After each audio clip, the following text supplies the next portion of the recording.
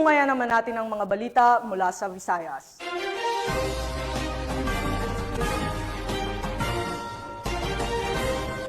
Timbog ang isang street-level individual matapos magkasa ng bypass operation ng mga otoridad sa Mandaue City, Cebu.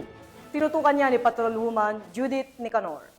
Timbog ang isang street-level individual matapos mahulihan ang hinihinalang shabu sa inilansad na bypass operation sa Barangay Tingog, Mandaue City nito lamang nakaraan. Kinilala ni Police Major Eric C. Gingoyon, officer in charge ng Police Station 4, Mandaue City Police Office, ang sospek na si alias Wilson, 25 anyos at residente ng Barangay Mahayay, 1, Liloan, Cebu. Nakuha mula sa sospek ang 5 pakete ng hinihinalang shabu na tinatayang nasa 10 gramo at may standard drug price na 68,000 pesos at bypass money.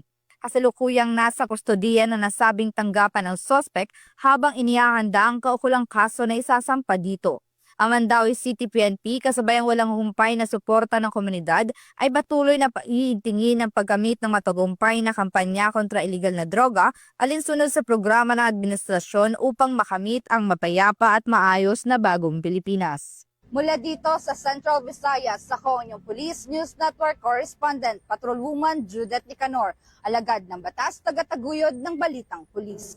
Maraming salamat, Patrolwoman Nicanor.